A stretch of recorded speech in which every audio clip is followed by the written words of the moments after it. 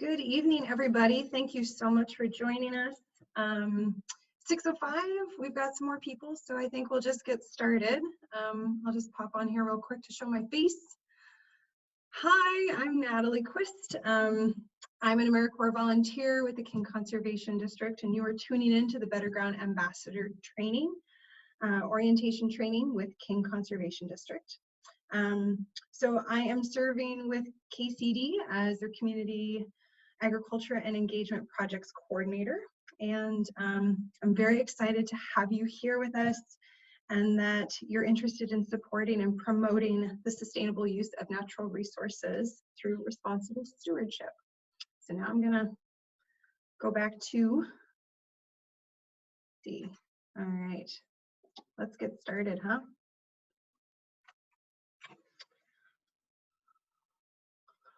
So again, welcome.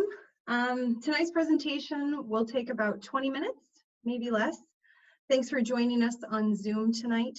Just so you know, everyone should be on mute at present. My coworker Mark is on Zoom as well, and we'll be monitoring the chat box. So if you have questions, feel free to use the chat box. We'll try to answer questions as we go, and we'll open it up for questions at the end of the presentation.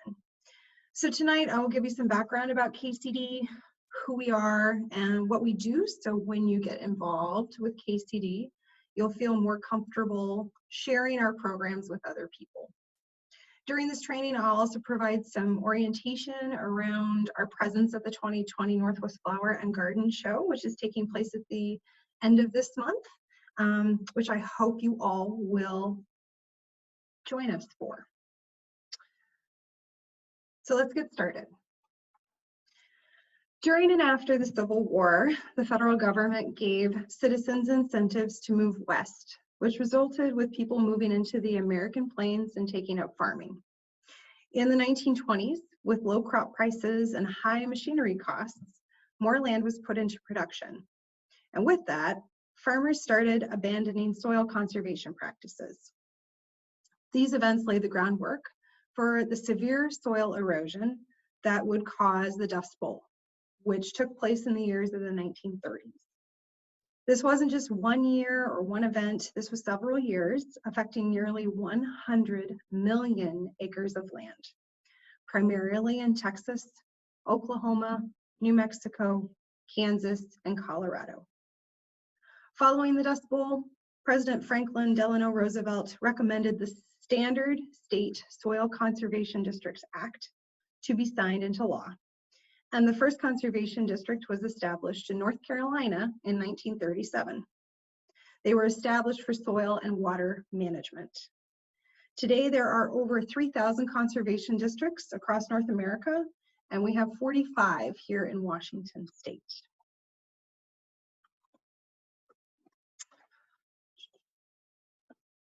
King Conservation District started in 1949 as the King County Soil Conservation District, pictured here. Conservation districts are unique entities in that they are state agencies and we are a non-regulatory agency. We work with landowners on a cooperative basis, so we only work with landowners who reach out to us. We are allowed to take resources and put them towards better land management, soil conservation, water conservation, and strengthening food systems. Here is a picture of KCD's service area. As you can see, we cover a wide geographic range, and it looks like King County. The reason we get confused with being a King County agency is we serve the same King County area, except for 5 areas, which are shown in the pinkish purple color, and those are Federal Way, Milton, Pacific, Enumclaw, and Skykomish. They're all outside of our service area. When legislation was adopted to form KCD, these areas opted out. So please meet our KCD staff. We are one of the larger conservation districts in the state because we serve such a large area with diverse ecosystems and a large population. We currently have 28 staff members. We have AmeriCorps members like myself that work on various projects, And we also have 3 Washington conservation crews that do the work planting and maintaining our restoration sites. We'll talk about them a little bit more later. Our organization is overseen by a board of 5 supervisors. 2 are appointed by the Washington Conservation Commission, and 3 are elected by voters of King County, which, if you didn't already know, we are currently having our election for one of our board members. You can go to kingcd.org for more information. As for funding, our programs and services are mostly funded through a rates and charges fee applied to all parcels in our service area, which is not based on land value, but land use. So we have our board and we have our funding, and together we work to help the people of King County manage their natural resources. How do we do that? By following our beacon of a mission. So KCD's mission is to promote the sustainable use of natural resources through responsible stewardship. We offer a wide variety of programs and services all focused on supporting our mission. What are these programs? Here we are. Soil testing, rural agriculture, community agriculture, freshwater and marine shorelines, urban and rural forestry, and education, all working towards better soils, better food, better backyards, better water, better forests, better communities, and better ground. So let's start with soil testing. Our soil testing program is how most cooperators first learn about us. Most conservation districts offer soil testing and provide information for that. At KCD, we offer 5 free soil tests per ownership of a land parcel. For example, if you own a piece of land, have it tested twice, and then sell it, and buy a new piece of property, you have 5 new free soil tests for the new property, and the new owner of your old property will still have 5 free soil tests as well. All right, moving on. We have a rural agriculture program. So when most people think of conservation districts, they think of farms and farm planning and rural agriculture. And traditionally, this has been a huge part of what conservation districts do. Here you can see one of our senior farm planners dumping manure into our farm spreader, which is a piece of equipment KCD has available for loan. We also have farm planners that go out and work with farms to prioritize soil and water health. We can help recommend best practices, educate them, and at times provide funding for them. We have a cost share program called the Landowner Incentives Program, LIP for short, that depending on the practice will reimburse the landowner at a specific amount. So the rural agriculture program is a big part of what we do at KCD. Oh, in addition to the manure spreader, we have other equipment like a poultry processor and a weed wrench available for loan. The next program is our community agriculture program. This program works to address food security and provides technical assistance, grant money, education, and workshops in gardens that are meant for the community. So these are not individual gardens, but places where you can grow food and culturally relevant food. We've done a lot of work with immigrant and refugee family farmers and gardeners, making sure that they have access to grow the food that they know, love, and want. And this includes raising culturally relevant seed starts. This also involves getting gardens established, especially in urban communities. There are big complicated barriers to getting that process started sometimes. So our program works to supporting community spaces such as places of worship, institutions, schools, nursing homes, and residential communities so that they can get growing space so they can access fresh local food. And we prioritize our work in areas that are food insecure. Now we have our freshwater and marine shorelines program. On the left, you can see a picture of this creek covered with Himalayan blackberry. You can hardly see it. And on the right, you can see how there are all these small plantings and it's heavily mulched. That creek is now, over time, going to have a great canopy of native plants over the water, keeping the water clean and cool and very nice for our fish. This is an example of what our Washington Conservation Corps crews are doing. Also, based on the name of this program, we also do work on marine shorelines, where we do heavy lifting to remove bulkheads to improve beach and shoreline habitat.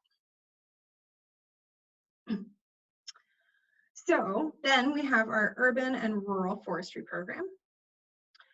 Our urban forestry work is generally done on a larger scale, partnering with our jurisdictions.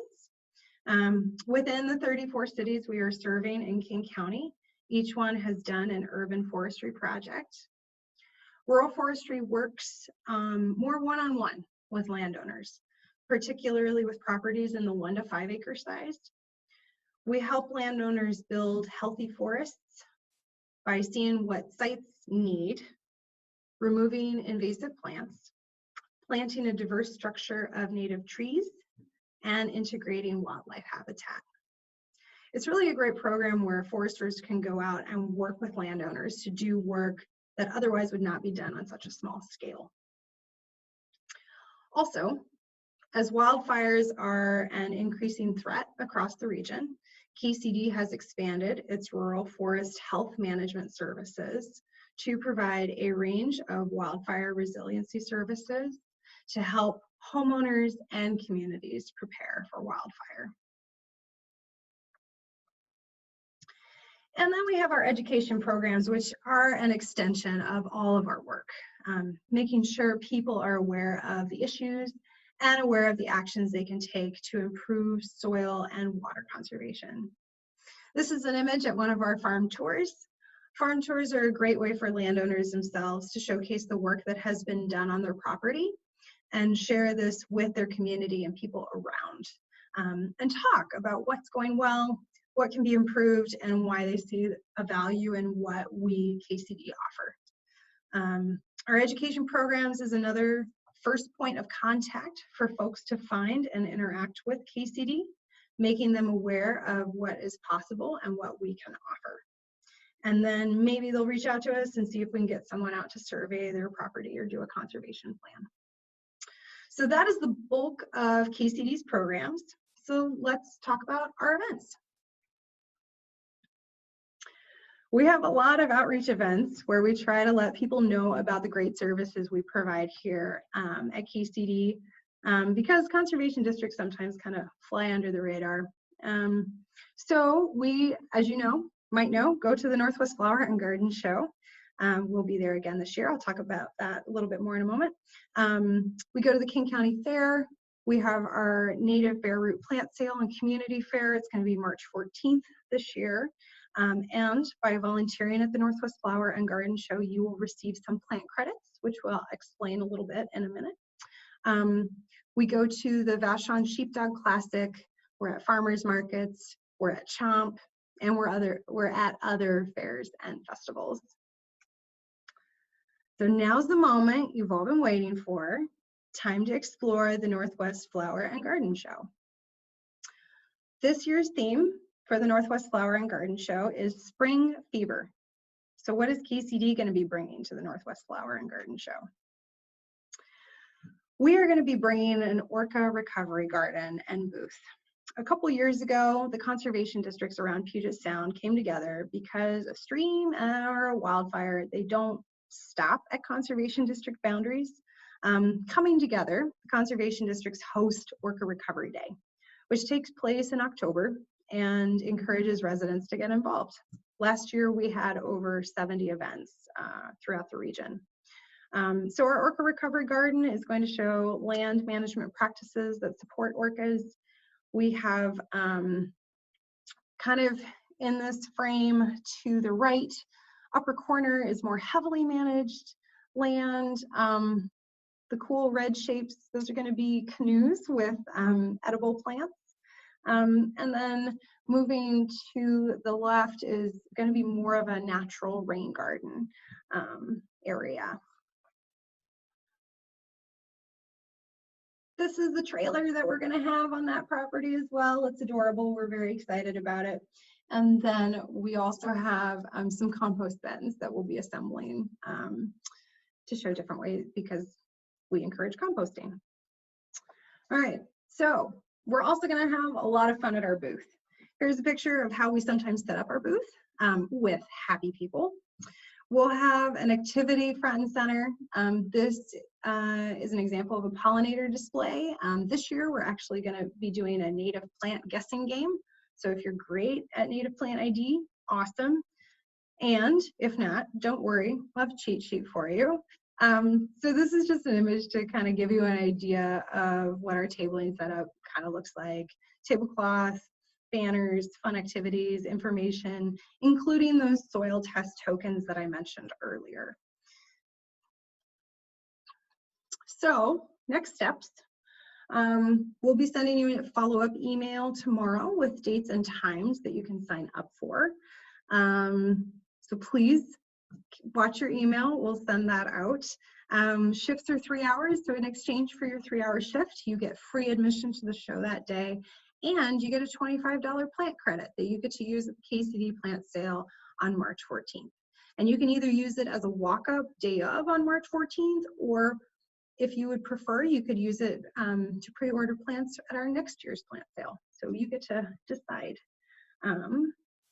So let's see. Once we get your sign-up information and receive wristbands from the Northwest Flower and Garden Show, we will send them to you along with additional information. Tonight was just a general orientation and info session. We will also have additional information cards at the booth. So we really appreciate your time and interest, and we will be supporting you as you help us with our booth at the Northwest Flower and Garden Show. So thank you very much for joining us this evening and for your interest in resource conservation. Here is our contact information. Mark has been joining us this whole time as well. So if you have any questions, please feel free to put them up in the chat box if Mark hasn't answered them already, or feel free to reach out to us. And always feel free to ask more questions or reach out if anything in particular comes out. So thank you so very much for joining us this evening, and I hope to, we'll be sending out the email tomorrow, and then I hope to hear from you soon and that you'll be joining us. So the dates are February 26th through March 1st. And thank you very much. Does anyone have questions? All right, if no one has questions, I'll just put up the contact information one more time if you do come up with anything. Otherwise, when we send out the email tomorrow, feel free to reach out to us then. All right, thank you all so very much, and I hope you have a wonderful evening.